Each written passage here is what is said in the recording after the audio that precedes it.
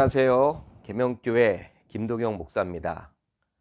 어제 어떻게 주일 예배는 잘 하나님 앞에 드리셨는지 모르겠네요. 오늘 하루도 또 하나님께서 부어주시는 그 은혜와 평강 속에서 승리하셨으면 좋겠습니다.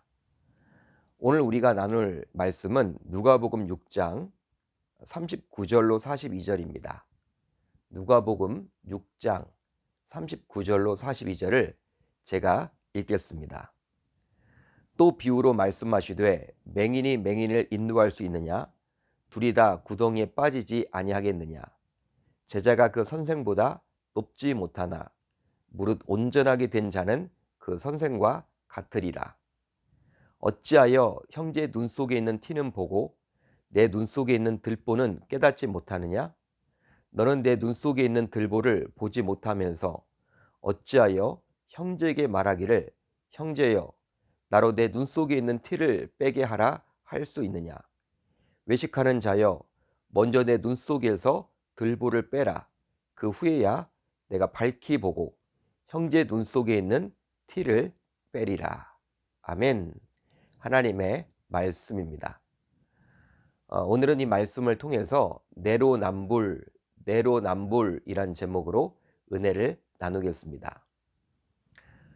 복음서를 보게 되면 예수님께서는 당시 무리들, 즉 군중들에게 말씀을 하셨습니다. 또 당시 종교 지도자들에게도 이야기를 하셨죠.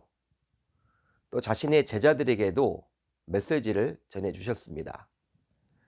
따라서 한마디로 예수님께서는 대상에 따라 다른 메시지를 전해주셨음을 알 수가 있죠. 한마디로 아직 자신의 자녀가 되지 못한 자들에게는 이제 자신이 구약의 예언서에 예언되었던 그 메시아다. 이것을 강조해 주고 있어요. 바로 그들에게 복음을 전해했기 때문이죠. 반면에 당시 종교 지도자들에게는 율법의 참 의미, 하나님께서 율법을 어떤 목적에서 주셨는지에 대해서 이야기를 했습니다. 한편 자신의 제자들을 대상으로는요, 이제 보다 하나님의 자녀로서 풍성한 삶을 누리도록 그런 말씀들을 참 많이 하셨죠.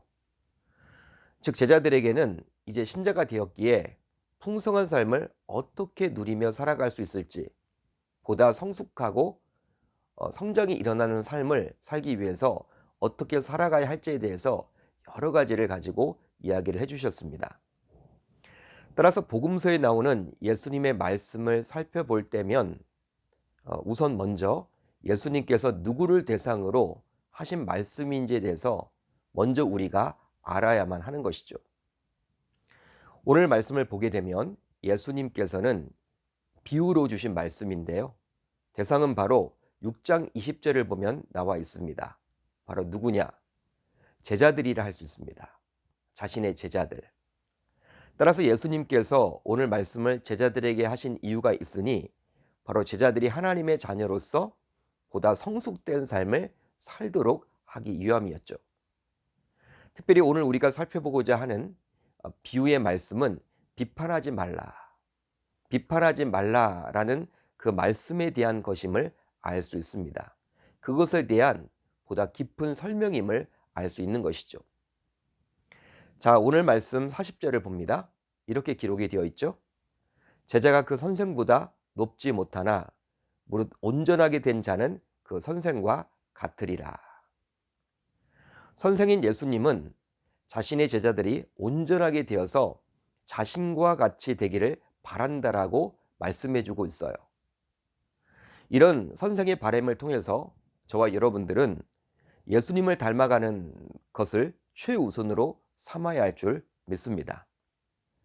실제로 금년 한 해 우리가 기도해야 될 제목이 있다 하면 바로 우리의 신앙의 대상인 예수님을 닮아 나가는 것이죠. 닮아 나가는 거예요. 예수님처럼 100% 될 수는 없을지언정 닮아가려고 몸부림을 쳐야만 합니다. 그렇다면 어떻게 하면 예수님을 닮아 나갈 수가 있을까요? 많은 것들 중에서 오늘은 딱 한 가지에 대해서 살펴보겠습니다. 자, 41절로 42절 상반절을 보면 이렇게 기록이 되어 있죠. 어찌하여 형제의 눈 속에 있는 티는 보고 내 눈 속에 있는 들보는 깨닫지 못하느냐. 너는 내 눈 속에 있는 들보를 보지 못하면서 어찌하여 형제에게 말하기를 형제여 나로 내 눈 속에 있는 티를 빼게 하라 할 수 있느냐. 이 구절을 보면 티와 들보가 나옵니다. 우리가 잘 알고 있듯이 티는 들보에 비해서 매우 사소하다고 볼 수 있죠. 티, 들보에 비해서는요, 가치가 없어요. 지극히 작다라고 여길 수 있습니다. 하찮다라고 여길 수 있는 것이죠. 실제 들보는 지붕을 지탱하는 석가래이기에 티와는 비교할 수 없을 정도로 중요하고 크다라고 볼 수 있겠죠. 그런데 형제의 눈 속에 있는 작은 티는 보면서 너의 눈 속에 있는 커다란 들보는 깨닫지 못하느냐라고 우리 주님께서 질책해주고 있는 거예요. 묻고 있는 것이죠. 그러면서 우리 주님은 또 다음과 같이 묻습니다. 너는 너의 눈 속에 있는 들보는 보지 못하면서 유독 너희 형제의 눈 속에 있는 티에 관심을 갖고 그 티를 빼내려고 하느냐. 이렇게 또 우리 주님이 묻고 있다라는 거예요. 이 말은 어떤 말일까요? 곧 주님을 따르는 제자라면, 진짜 제자가 맞다면 이제 하나님의 자녀로서, 구원받은 하나님의 자녀로서 이 제자로서 살아가려면 자기 눈 속의 들보를 먼저 빼낸 후에 그제서야 형제의 눈 속의 티를 빼줄 수가 있다라는 거예요. 그런 의미입니다. 그런데요, 우리 주님께서는 우리가 지적하려는 대상을 가리켜서 형제라고 이야기를 하고 있죠. 형제다. 이 형제라는 단어에 우리가 주목을 해보게 되면 헬러 원어를 보게 되면 아델포스라는 단어를 씁니다. 아델포스. 바로 예수님을 동일하게 따르는 공동체의 일원을 가리키는 것이죠. 한마디로 예수님으로부터 같은 가르침을 받고 그 예수님을 동일하게 따르는 자들을 이야기합니다. 즉 한몸이라는 의미예요. 한몸이다. 한몸이다. 그러기에 얼마나 가까운 사이겠습니까? 소위 잘 모르는 사이는 결코 아니죠. 잘 모르는 사이가 아니라는 거예요. 한몸이라는 것은요, 대단히 가깝다라는 것이잖아요. 같은 가르침을 듣고 그 가르침대로 살아가려고 몸부림치는 공동체. 그러기에 너무나 잘 알기에 그 형제의 작은 티가 보이기 마련이죠. 쉽게 말하면 우리 사랑방 식구, 우리 교회 공동체의 일원이라고 감히 말할 수 있습니다. 그러면서 우리 주님께서는 자신의 눈 속에 있는 들보는 보지 못하면서 형제를 향해서 티를 제거하려고 지적하는 자세는 바로 위선자라고 이야기를 해주고 있어요. 위선과 같다. 위선하는 자다라고 이야기를 합니다. 즉 우리가 보고 있는 개역개정 성경을 보게 되면 위선자라고 쓰여 있지 않고 외식하는 자라고 쓰여져 있죠. 따라서 위선이나 외식은요, 같은 의미입니다. 여기에서 위선은 실제 상태와 스스로 평가하는 수준의 불일치를 말하는 거예요. 국어사전을 보게 되면 어떤 뜻으로 쓰여져 있느냐? 겉으로만 착한 체를 하거나 거짓으로 꾸밈을 이야기하는 것이죠. 겉과 속이 다른 것입니다. 따라서 내면의 모습과 타인을 대하는 행위에 불일치가 생긴다면 그것이 곧 위선이라는 거예요. 외식이라는 것입니다. 한마디로 요즘 내로남불과 같은 행동을 하는 사람들이 모두 위선자요, 외식하는 자라고 말할 수 있는 것이죠. 여러분, 혹시 여러분들은 내로남불에 대해서 들어보셨습니까? 내로남불.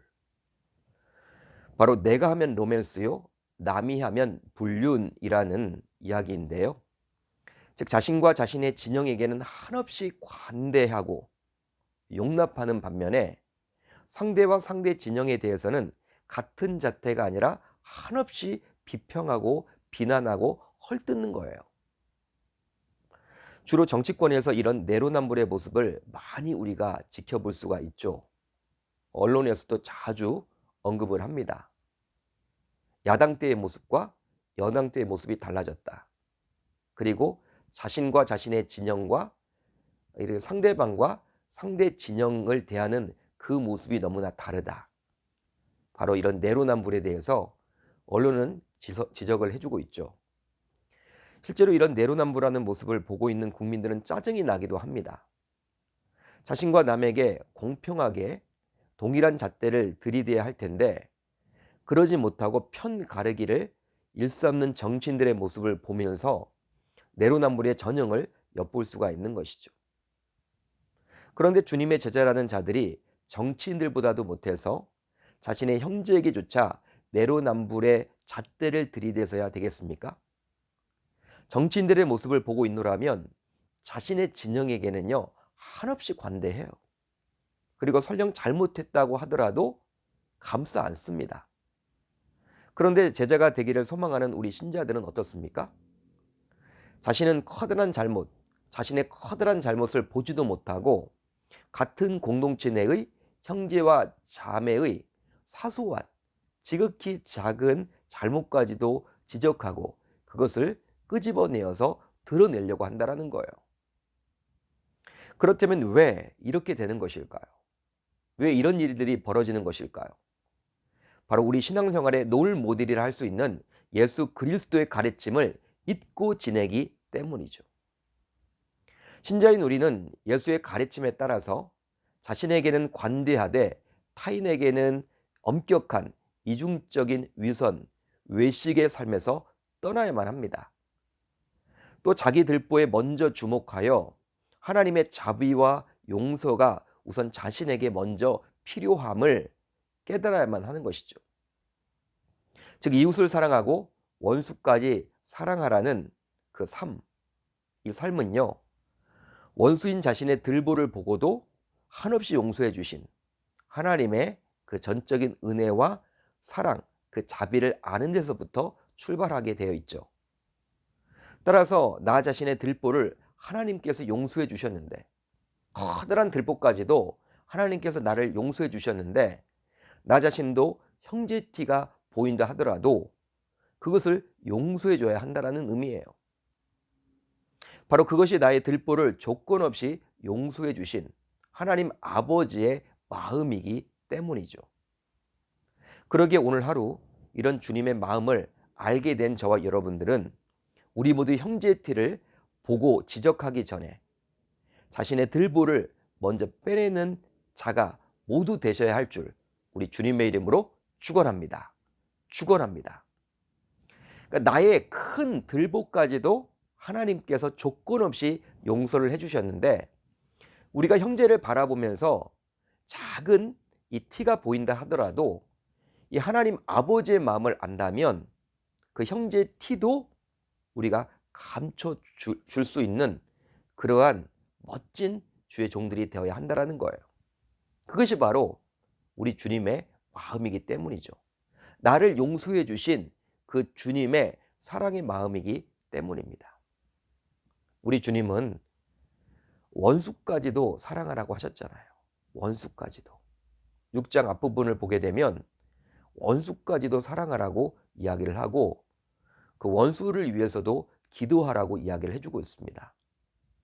그런 우리 주님의 마음을 잘 알아서 저와 여러분들 모두 우리 공동체 내에서 내가 싫어하고 못마땅하게 여기고 나랑 좀 맞지 않다라고 생각되는 분들이 있더라도 그분들을 무조건 잘못됐다라고 질책하기 전에 먼저 자신의 들보를 바라보면서 그 들보까지도 용서해 주신 그 하나님의 마음을 붙들고 오늘 하루도 기도하며 달려나아갈 수 있기를 우리 주님의 이름으로 축원합니다.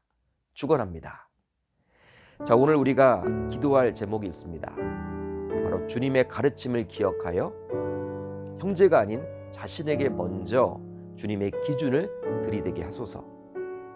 두 번째로는 교사들이 성령 충만하게 되어서 이 코로나 상황 속에서 자신에게 맡겨진 그 아이들이 이렇게 신앙생활을 잘 할 수 있도록 잘 케어하고 잘 양육하게 하소서. 오늘 하루 이 두 가지 기도 제목들을 놓고 간절히 기도하며 달려 나아갈 수 있기를 우리 주님의 이름으로 축원합니다.